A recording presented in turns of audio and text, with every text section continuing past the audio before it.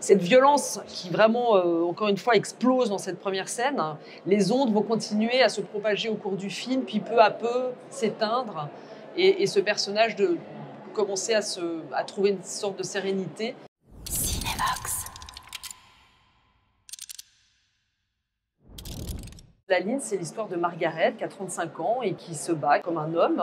Et au début du film, elle s'en prend très violemment à sa mère. Et suite à ça, elle doit répondre à une mesure d'éloignement.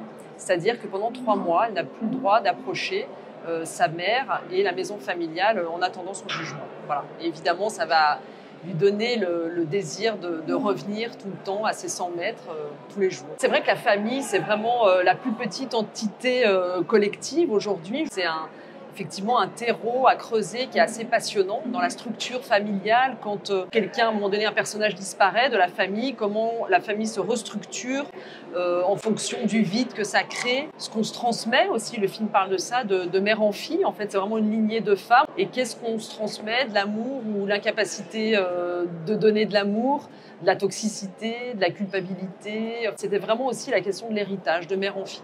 Ça nous intéressait avec Stéphanie de développer ce personnage, voilà, de bagarreuse qui, en fait, quand elle se sent blessée, tape au lieu de trouver les mots.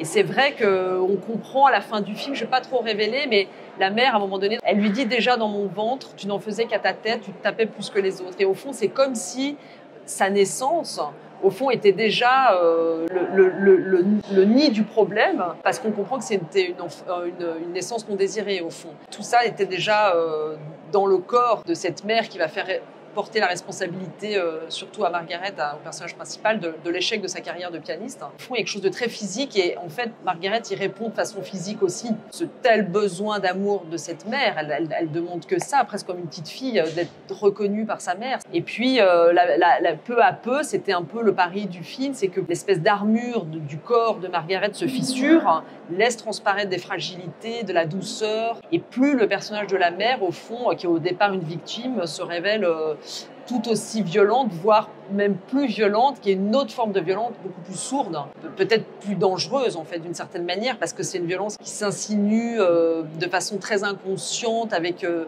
n'y a pas quelque chose qui déclenche la violence de Margaret, c'est vraiment jour après jour où tout à coup, Margaret, il y a la goutte d'eau qui fait déborder le vase, et c'est comme ça que cette première scène a lieu de très grande violence. La première scène a été très très importante. Pour moi, je comparais ça à un Big Bang, c'est-à-dire c'est vraiment toute la violence contenue qui tout à coup explose.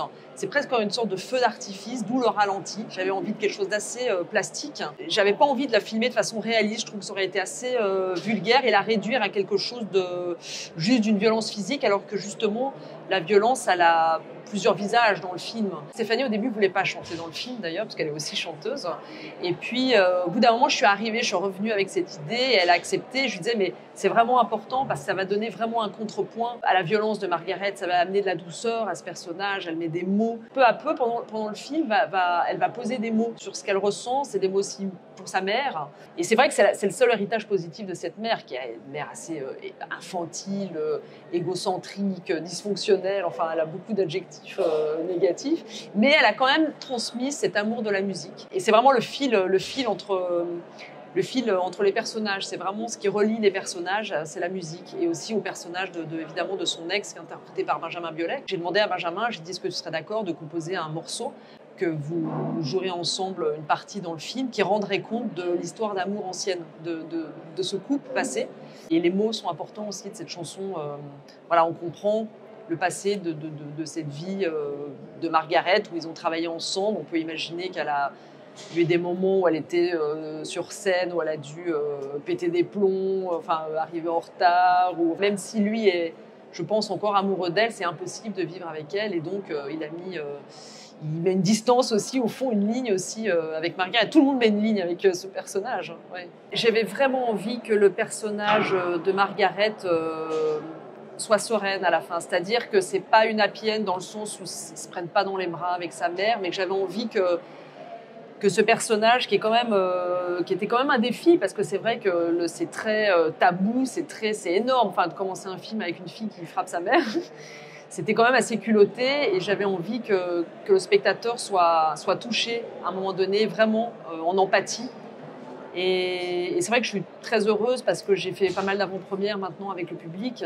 Et c'est la première fois après un film où les spectateurs sont à ce point-là bouleversés par le film, me livrent leurs témoignages, leur vie presque d'une certaine manière, leur vécu. Et c'est très émouvant, c'est très fort. Et j'ai le sentiment, en tout cas, de tous mes films, que c'est celui qui va directement au cœur, mais sans détour. Il va directement au cœur. Et il touche à un endroit très fort les gens. Et ça, j'avoue que ça m'a énormément touchée. J'ai vraiment découvert ça en accompagnant le film. Peut-être cette première scène aussi, qui est assez percutante, permet de presque créer une fracture chez le spectateur qui est prêt à recevoir peut-être tout ce qu'il y a après. Et ça, c'était une belle découverte. Tous les témoignages qu'on me livre après la projection, c'est très émouvant. Cinévox.